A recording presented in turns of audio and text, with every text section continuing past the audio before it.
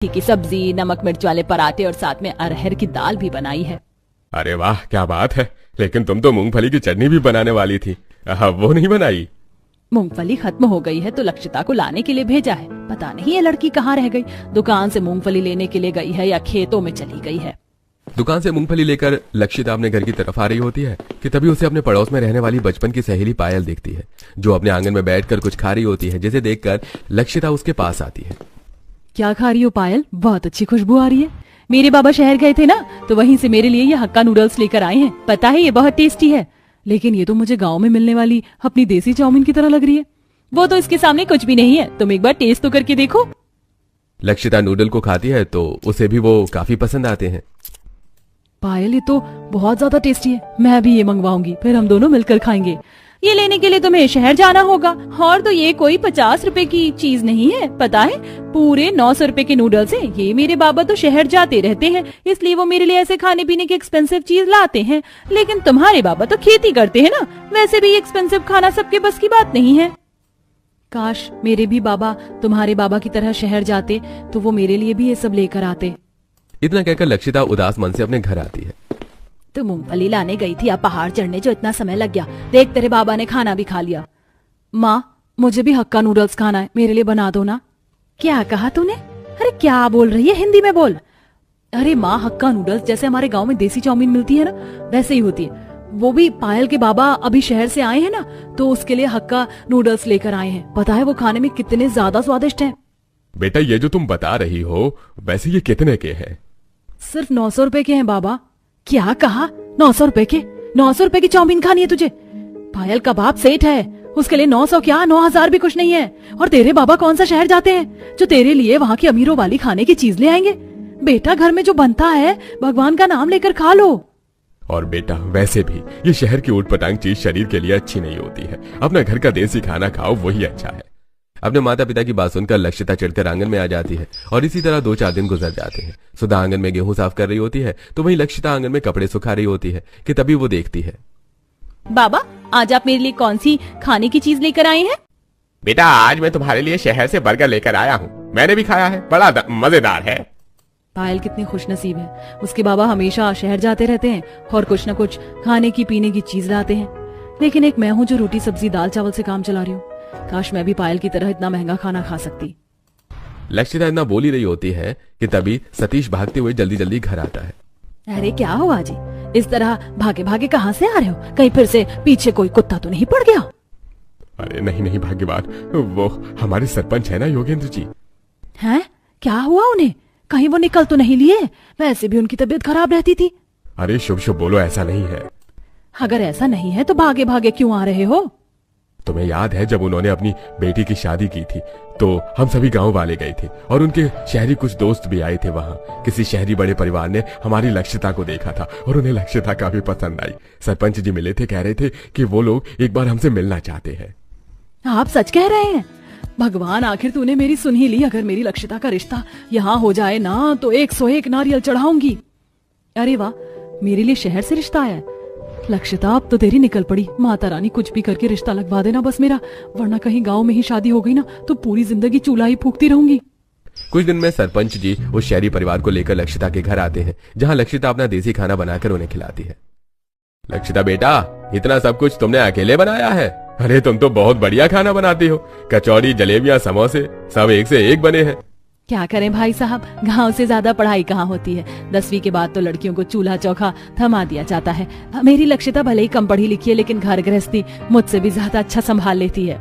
आपकी बेटी तो हमें पहली नजर में ही भा गई थी। हम तो बस एक बार मिलकर आप लोगों से बात करना चाहते थे। अब तो बस आप लोग अपना जवाब बता दीजिए। ये तो हमारे परिवार के लिए सौभाग्य की बात है कि हमारी बेटी के लिए शहर से रिश्ता आया है, वो भी इतने अच्छे लोगों के घर से। लक्षिता के माता पिता भी शादी के लिए हाँ कर देते हैं और कुछ समय में लक्षिता की धूमधाम से शादी हो जाती है। गांव में पली बड़ी लक्षिता बहू बनकर अपने शहरी ससुराल में आ जाती है। आज लक्षिता अपने ससुराल वालों को तरह तरह के देसी स्वादिष्ट पकवान बनाकर खिलाती है। भाभी, माँ ने बिल्कुल सही कहा था, आपके हाथों में तो जादू है, जादू। कितना बढ़िया खाना बनाया है आपने, सब एक से बढ़कर एक बनाया है। अब तो मैं अपनी हर पार्टी घर में ही करूंगा। भाभी, खाना तो सच में काफी अच्छा बना है। सच कहूँ तो मुझे मलाई कोफ्ता कुछ ज्यादा खास पसंद नहीं है, लेकिन आज मैंने 2 से 3 बार मलाई कोफ्ता लेकर खा लिया। अरे भैया, ये मलाई कोफ्ते का नहीं बल्कि भाभी के प्यार का जादू है। क्यों माँ, सही कह रही हूँ ना मैं? नैना की बात पर सभी हंसने लगते हैं और पूरा परिवार साथ में बैठकर खाना खाता है। शाम का वक्त था। लक्षिता अलमारी में साड़ियां रख रही होती है कि तभी नैना कमरे में आती है। भाभी, आपके पास तो काफी सुंदर सुंदर साड़ियां हैं। आप मुझे बुला लेती, मैं आपकी मदद करवा देती इन्हें सेट करने में।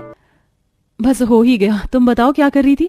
कुछ नहीं। वैसे भाभी, आज मौसम काफी बढ़िया हो रहा है। मैं सोच रही हूँ कि कहीं बाहर चलते हैं। इसी बहाने मैं आपको सोसाइटी भी दिखा दूंगी और आसपास की जगह भी। नैना लक्षिता को लेकर नीचे सोसाइटी में आती है और उसे आसपास की जगह दिखाने लगती है। यहाँ के घर तो काफी बड़े हैं, लेकिन हमारे गांव के घरों से ज्यादा नहीं। कभी मैं तुम्हें फुर्सत में अपना गांव घुमाऊंगी। हाँ भाभी, क्यों नहीं। वैसे भी मैंने सुना है गांव में बहुत बड़ी बड़ी नदियां, झील, झरने होते हैं। मुझे वहाँ सब जगह जाना है। नैना इतना बोल ही रही होती है कि तभी लक्षिता को स्टॉल पर मोमोज दिखते हैं, जिसे देख नैना, ये तो मोमोज है ना? हाँ भाभी, लेकिन आपको पता है इनके बारे में? आई मीन, गाँव में तो इस तरह की चीज नहीं मिलती है ना?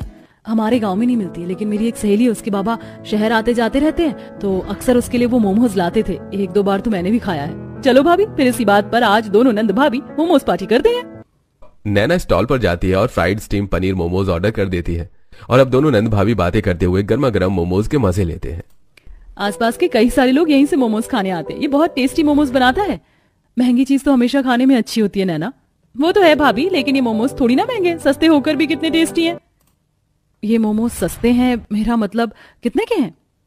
स्टीम फ्राई मिलाकर 100 इतने सस्ते। लेकिन मेरी सहेली तो कहती थी कि शहर में मोमोज 1200-1300 के मिलते। हाँ भी, आपकी सहेली आपके साथ मजाक करती होगी। तंदूरी मोमोज भी सिर्फ 150 रुपए प्लेट है। अपनी नंद की बात सुनकर लक्षिता को कुछ पुरानी यादें याद आने लगती हैं। ये देख लक्षिता, आज मेरे पापा शहर से मेरे लिए क्या लेकर आए। इसे मोमोज कहते हैं। लेकिन ये तो बिल्कुल मोदक जैसे दिख रहे हैं। हाँ, दिख तो रहे हैं, लेकिन ये मोमोज है। वैसे तो ये पूरे 1200 रुपए के हैं, लेकिन तू मेरी सहेली है तो मैं तुझे एक तो खिला ही सकती हूँ। ये ले, खाकर बता कैसे है। ये तो बहुत ज्यादा अच्छा है, मुंह में जाते ही घुल गया। और इसकी चटनी भी कितनी तीखी तीखी है। एक्सपेंसिव खाने की तो बात ही अलग होती है। काश तू भी मेरी तरह इस तरह का एक्सपेंसिव खाना खा सकती। पायल की बातों को याद करते हुए लक्षिता अपनी नंद के साथ मोमोज खाती है और घर आ जाती है। ऐसे ही कुछ दिन गुजर जाते हैं। माँ जी, आज तो संडे है, सब घर में है, तो नाश्ते में कुछ स्पेशल बना देती हूँ। सोच रही हूँ ढोकला, पोहा और पनीर के पराठे बना लूं। संडे के दिन नाश्ता हम लोग नहीं बल्कि घर के आदमी बनाते हैं। सुबह से तुम्हारे ससुर, देवर और पति किचन में घुसे हुए हैं। माँ जी, यहाँ पर आदमी भी खाना बनाते हैं, पर हमारे गाँव में तो ऐसा कुछ है ही नहीं। वहाँ तो सिर्फ औरतें ही चूल्हा चौका संभालती हैं। बहू, हर किसी की सोच एक जैसी नहीं होती। अब तुम सब हफ्ते के 6 दिन हमारा कितना ख्याल रखती हो, खाना बनाती हो, घर के काम करती हो। अगर छुट्टी वाले दिन हम लोग तुम्हारी थोड़ी मदद कर देंगे तो कोई बुराई थोड़ी ना है। लक्षिता, खाना सिर्फ तुम ही नहीं बल्कि हम लोग भी अच्छा बनाते हैं। आप सब लोग बस बैठिए, हम खाना लेकर आते हैं। अखिलेश, अनुराग और मोहित देखते ही देखते पूरी डाइनिंग टेबल को corn, chaat, chilli potato, spring roll, crispy onion ring, noodles और गार्लिक ब्रेड जैसी स्वादिष्ट पकवानों से भर देते हैं, जिसे देख इसमें तो ऐसी कई सारी चीजें जिसे पायल ने खा रखा है। इसका मतलब ये सब बनाने में तो इन लोगों के काफी सारे पैसे लग गए होंगे। पापा जी, आपको इतने पैसे खर्च कर इतना सब कुछ बनाने की क्या जरूरत थी? इसमें खर्च की क्या बात है बहू, और इन सबको बनाने में ज्यादा पैसे थोड़ी ना लगे। अरे आधा सामान तो हमारी रसोई में पहले से ही मौजूद होता है। मुश्किल से 200-300 रुपए लगे होंगे। क्या कहा? 200-300? लेकिन इन चिली पोटैटो का दाम तो मुझे पायल ने 600 रुपए बताया था। इतने कम पैसों में इतना सारा एक्सपेंसिव खाना खाते हुए लक्षिता को एक बार फिर से कुछ पुराने पल याद आने लगते हैं। माँ, मुझे भी पायल की तरह एक्सपेंसिव और अच्छा अच्छा खाना खाना है। मैं रोज रोज की दाल रोटी नहीं खाऊंगी। बेटा, एक काम कर, पायल के माँ बाप से बात कर और उन्हें बोल कि तुझे गोद ले ले, क्योंकि वही तुझे अमीरों वाला महंगा खाना खिला सकते हैं। घर में जो बनता है चुपचाप से खाना है तो खा, वरना मत खा। माँ तो बेफालतू में ही पैसों का ताना देती थी, लेकिन यहाँ तो 200-300 रुपए में भी इतना सब कुछ खाने को मिल गया। इसी तरह सब अब कुछ दिन गुजर जाते हैं और आज गांव में लक्षिता के माता पिता और उसका भाई उससे मिलने के लिए आते हैं। संगीता अपने समधन समधी के लिए पूरी टेबल को तरह तरह के महंगे और स्वादिष्ट खाने से भर देती है, जिसे देख अरे बेटा, हम लोगों में बेटी के ससुराल का पानी भी नहीं पीते हैं और यहाँ तेरी सास ने कितना सब कुछ लाकर रख दिया है। इतने पैसे खर्च करने की क्या जरूरत थी? 2-3 हजार तो आराम से लग गए होंगे ना। ये सब गांव की बातें हैं, शहर में ऐसा नहीं होता। और कहीं नहीं लगे 2-3 हजार रुपए, सब कुछ 500-600 का ही है। खा लो आप। वैसे बेटा, एक चीज के लिए तो मैं बहुत खुश हूँ, तुझे वैसा ही ससुराल मिला जैसा तू चाहती थी। अपनी सहेली को देख देख कर तेरा भी मन करता था ना इस तरह के अमीरों वाले खाने को खाने का। दीदी, मैंने सोचा था जब शहर जाऊंगा तो जरूर एक बार बर्गर खाऊंगा। मुझे भी यहाँ का बर्गर खाना है। क्यों नहीं छोटे, शाम को चलते हैं, बर्गर के साथ साथ तुझे पिज्जा भी खिलाऊंगी। अपनी बेटी को खुश देख सुधा और सतीश भी मनी मन काफी खुश होते हैं। तो वहीं लक्षिता अपने भाई और नंद के साथ बर्गर किंग जाती है, जहां वो अपने भाई को जी भर के बर्गर खिलाती है। और इसी तरह अब कुछ दिन गुजर जाते हैं। अरे लक्षिता, तुम तैयार नहीं हुई? लेकिन क्यों, हमें कहीं जाना है क्या? एक नंबर की बुला करो तुम। मैंने कहा था ना आज हमें बाहर जाना है शाम में। चलो जल्दी से तैयार हो जाओ। काफी टाइम बाद अनुराग लक्षिता को आज काफी सारी जगह पर घुमाने ले जाता है। कभी वो लोग मूवी देखते हैं तो कभी साइंटिफिक म्यूजियम। ऐसा लग रहा है किसी जादुई नगरी में आ गई हूँ। यहाँ कितनी अनोखी अनोखी चीज है। आज तुमने सिर्फ 1-2 जगह ही देखी है, तुम देखना नेक्स्ट टाइम मैं तुम्हें इससे भी अच्छी जगह लेकर जाऊंगा। काफी घूमने फिरने के बाद अब अनुराग लक्षिता को लेकर KFC आ जाता है, जहाँ दोनों आराम से बर्गर एंजॉय करते हैं। लक्षिता, लगता है तुम्हें रेड सॉस के साथ ये चिकन नगेट्स और बर्गर कुछ ज्यादा ही पसंद आ गया। मेरी सॉस भी तुमने खत्म कर दी। क्या करूं अनुराग, ये सब बहुत टेस्टी है। आपने सिर्फ 600 रुपए में इतना सब कुछ खाने का ले लिया, वरना मुझे तो लगा था कि ये काफी एक्सपेंसिव खाना होगा। कभी घर में, कभी बाहर से ऑर्डर करके, तो कभी अपने ससुराल वालों के साथ बाहर जाकर लक्षिता एक्सपेंसिव खाने को काफी एंजॉय करती है। इसी तरह अब कुछ दिन गुजर जाते हैं। भाभी, आज मैंने चीज केक ऑर्डर किया है, आप इसे प्लेट में डालकर ले आइए, मैं जब तक चेंज करके आ जाती हूँ।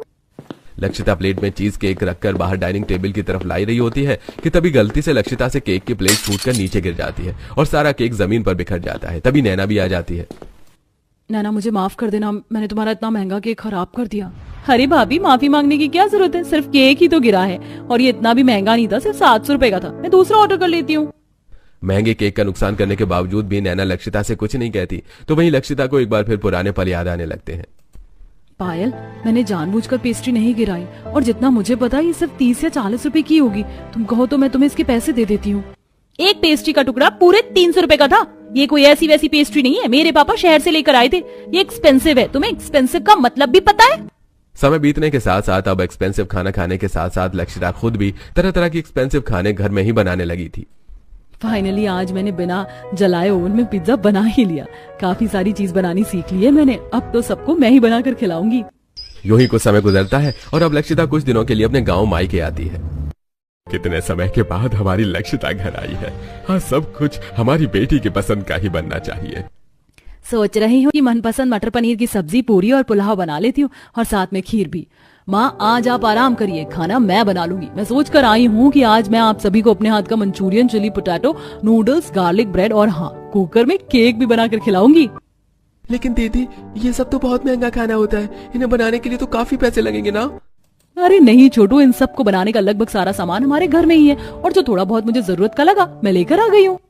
देखते देखते लक्षिता घर में रखी हुई सारी चीजों का इस्तेमाल कर तरह तरह के टेस्टी डिशेस बनाती है, जिसे देख उसके माता पिता काफी हैरान होते हैं। और जब सारा खाना बनने के बाद लक्षिता के मायके वाले उसे चखते हैं तो, अरे बेटा, तो इसी महंगे खाने को खाने के लिए हमसे कितना बोलती थी, लेकिन ये तो घर के सामानों से ही कितनी आसानी से बन गया और ज्यादा मेहनत भी नहीं लगी।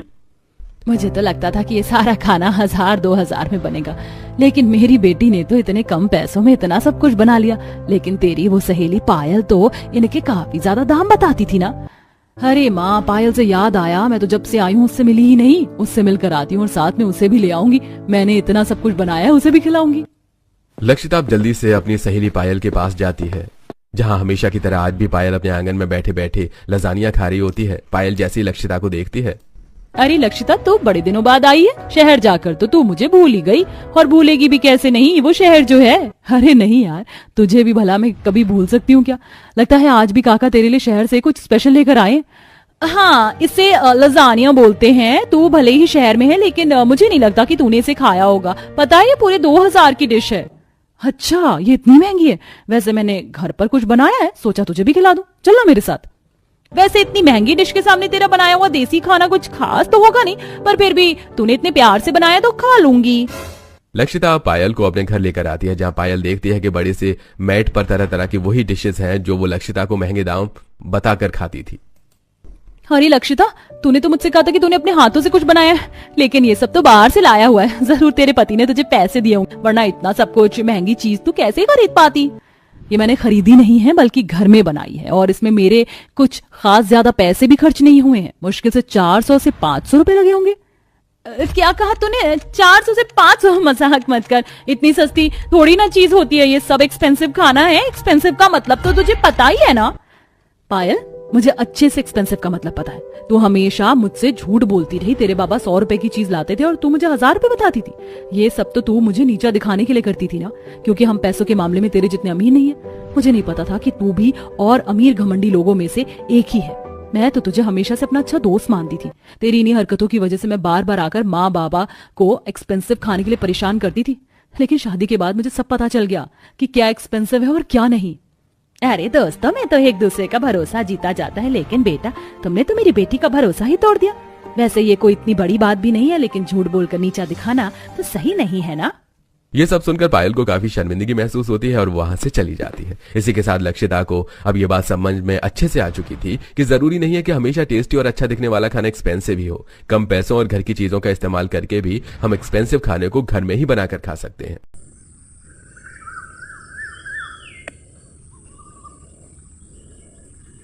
गर्मा गर्म पराठे बना लेती है। वहीं सिलबट्टे पर पुदीने की चटपटी चटनी बना देती है। रात के खाने का वक्त हो जाता है और जब शालिनी आज रात के खाने में सभी को मिक्स वेज पराठे परोसती है तो आज आपने पराठे बनाए, बहुत बढ़िया खुशबू आ रही है, लेकिन किस चीज के पराठे हैं? ये मिक्स वेज पराठे हैं, सब कुछ है इसके अंदर। अब आप सब खाकर बताइए कैसे बने हैं। अब जब चटनी के साथ चटपटे पराठों को खाते हैं सब, तो सभी को वो काफी अच्छे लगते हैं। ये हुई ना बात, क्या चटपटे पराठे बनाए हैं आपने, मजा आ गया खाकर इस बारिश के ठंडे ठंडे मौसम में। अब तो आप मेरे लिए इसी तरह के पराठे बनाना। बच्चे सही कह रहे हैं शालिनी, ऊपर से जो तुमने तीखी चटनी बनाई है ना, क्या बताऊं, दिल खुश हो गया। दाल चावल खाकर मेरा तो खाने पर से ही मन उठ गया था, पर अब तो मन कर रहा है कि सारे पराठे मैं अकेले ही खा जाऊं। सभी शालिनी के बने हुए चटपटे मिक्स वेज पराठे की काफी तारीफ कर रहे होते हैं कि तभी वहां पड़ोसन अमृता आती है। अरे मैं तो यहाँ तुमसे हल्दी मांगने के लिए आई थी और तुम्हारे घर पर तो आज पराठों की पार्टी चल रही है। वैसे खुशबू तो बढ़िया आ रही है। किस चीज के पराठे हैं? मिक्स वेज पराठे बनाए हैं, ले तू भी चख ले।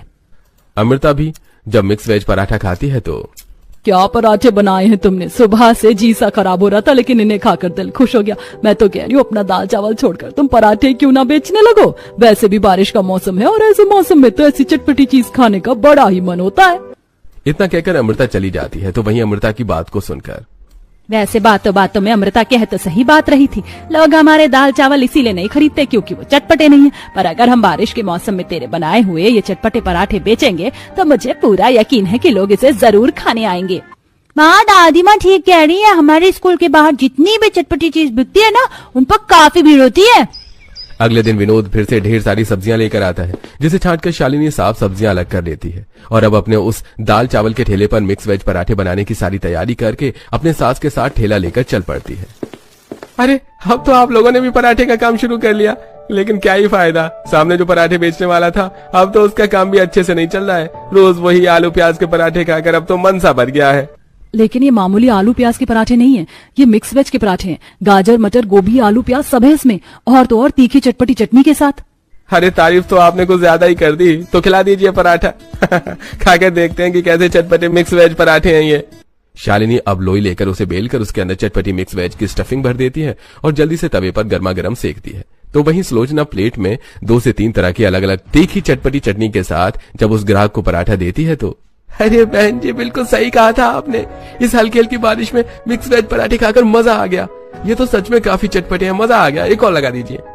उस कस्टमर को इतना तारीफ करता देख आसपास के कुछ और लोग पराठे खाने के लिए आते हैं और जब वो लोग भी इस बारिश के मौसम में गर्मा गर्म मिक्स वेज चटपटी पराठे खाते हैं तो अरे भाई, मैंने तो आज सिर्फ आलू प्याज के पराठे ही खाए थे, पहली बार मिक्स वेज पराठे खा रहा हूँ, पता नहीं था कि ये इतने टेस्टी भी हो सकते हैं। अरे भाई, हल्की हल्की बारिश, ठंडा मौसम और ये चटपटे पराठे, बढ़िया कॉम्बिनेशन है, अब तो मैं रोज पराठे खाने आऊंगा। ग्राहकों की इतनी तारीफ और अपने पहले ही दिन में 800 से 900 रुपए की कमाई करके दोनों सास बहू काफी खुश होती हैं और अब इसी तरह वो रोज अपना मिक्स वेज पराठे का ठेला लगाती हैं। पता है, प्रेगनेंसी की हालत में हमेशा कुछ चटपटा तीखा खाने का मन करता है, लेकिन हर चीज सोच समझ कर खानी पड़ती है। लेकिन आपके पराठे ऐसे नहीं है, टेस्ट के साथ साथ इसमें इतनी सारी सब्जियां हैं कि ये तो मेरे लिए हेल्दी हैं। पर आप ज्यादा तीखी चटनी मत खाइए, ये वाली चटनी ट्राई करिए, ज्यादा तीखी तो नहीं है लेकिन टेस्टी है। कोई ग्राहक ठेले पर तो कोई ग्राहक गर्मा गर्म पराठे लेकर सामने पार्क में बैठकर खाता, जिसे देख और भी कई सारे लोग दोनों सास बहू के ठेले पर इस बारिश के मौसम में पराठे खाने आते। तो वहीं कई सारे लोग पैक करवाकर अपने घर भी ले आते हैं। जब से शरीर ने बुढ़ापे की सीढ़ी पर कदम रखा है तब से कुछ खाने में अच्छा ही नहीं लगता था, लेकिन ये पराठे बेटा कहाँ से लाया है? ऐसे चटपटे पराठे खाकर तो मजा आ गया। अरे माँ, पास ही में एक सास बहू मिक्स वेज पराठे बेचती है, बड़े ही मजेदार होते हैं। आपसे जब भी आपका मन करे तो बताना, ले आया करूंगा मैं। धीरे धीरे दोनों सास बहू के मिक्स वेज पराठे आसपास की जगह पर काफी फेमस होने लगे थे। तो वहीं विनोद भी अब आए दिन सब्जी लेकर आता था। ये लो, आज तो ज्यादातर इसमें साफ सब्जी है। और ये क्या, तुम अकेले ही सिलबट्टे पर सारी चटनी पीस रही हो? एक काम करो, तुम सब्जी साफ कर लो, मैं चटनी पीस देता हूँ। जहाँ विनोद अपनी बीवी की मदद करते हुए सिलबट्टे पर चटनियां पीसता है, तो वहीं मेघा भी अपनी भाभी की मदद करते हुए सब्जियां साफ करती है। और ऐसे ही कुछ दिन गुजर जाते हैं। बाहू, पहले तो तू सभी सब्जियों को मिलाकर एक ही भरवा बनाती थी, लेकिन अब तो तू अलग अलग भरवा बना रही है। माँ जी, कल कुछ ग्राहक आए थे, उनमें से कुछ को सिर्फ मटर के पराठे चाहिए थे तो कुछ को गाजर के, इसीलिए मैं मिक्स स्टफिंग के साथ अलग अलग सब्जियों की भी स्टफिंग बनाकर रख रही हूँ। चल सही है, मैंने भी आज काफी सारा आटा गूंथ लिया, वरना कल तो कम पड़ गया था। जहाँ पहले आसपास की जगह पर ही इन दोनों सास बहू का चटपटा मिक्स वेज पराठा फेमस था, तो वहीं लोग दूर से इनके पराठे खाने के लिए आने लगे थे। और आसपास की फैक्ट्री ऑफिस से भी दिन में लंच के समय इनके पास काफी अच्छे ऑर्डर आ जाते थे। यार, तुमने तो मेरे काफी पैसे बचा लिए, वरना पहले जब भी इस बारिश के मौसम में पराठे खाने का मन करता था तो बार बार मुरथल जाना पड़ता था। मैंने तो पहले कहा था कि यहाँ के पराठे बेस्ट है। देख कितना बढ़िया मौसम हो रहा है, ऊपर से ये हल्की हल्की बारिश, ऐसे मौसम में ऐसे गर्मा गर्म चटपटे पराठे हो जाए तो और क्या ही चाहिए है? जैसे जैसे दिन गुजरते हैं वैसे वैसे अब दोनों सास बहू के ग्राहक बनने के साथ साथ कमाई भी काफी ज्यादा बढ़ने लगती है। इतने बढ़िया पराठे कैसे बना लेती हैं? पता है, आपकी पराठे की वजह से आज हफ्ते में दूसरी बार हमने कोचिंग बंक की है। हमें भी आपके जैसे पराठे बनाने सीखने हैं, फिर हम भी ऐसे ही ठेला खोलेंगे। भगवान करे तुम हमसे भी बढ़िया पराठे बनाओ, लेकिन ये उम्र तुम्हारी पढ़ने लिखने की उम्र है और हम यहाँ सुबह से लेकर शाम तक होते हैं, तो इस तरह पढ़ाई छोड़ने की जरूरत नहीं है। पढ़ाई करने के बाद भी तुम दोनों यहाँ आ सकती हो। कुछ ही वक्त में दोनों सास बहू काफी पैसे इकट्ठा कर लेती हैं, जिनसे वो सबसे पहले अपने घर की मरम्मत करवाती हैं। तो वहीं दोनों बच्चों के स्कूल की फीस भी भरती हैं और बाकी बचे हुए पैसे विनोद को दे देती हैं, जिससे वो एक बार में सेठ महेंद्र का सारा कर्जा और ब्याज चुका देता है। इतने कम वक्त में इतने सारे पैसे कहाँ से आए? हाँ, और किसी और से कर्जा लेकर तो मुझे नहीं दे रहा है? नहीं सेठ जी, ये तो मेरी बीवी और माँ की मेहनत की कमाई है। अब मैंने आपके सारे पैसे चुका दिए हैं और इस महीने का ब्याज भी दे दिया है। सारा कर्ज चुका देने के बाद अब विनोद भी अपनी माँ और पत्नी के साथ उसकी मदद करता है। कुछ दिनों में दोनों सास बहू एक दुकान ले लेते हैं, जिसमें वो टेबल कुर्सियों का भी बंदोबस्त करते हैं। और अब इसी तरह मेहनत करते हुए समय बीतने के साथ साथ दोनों सास बहू के मिक्स वेज पराठे काफी ज्यादा फेमस हो जाते हैं।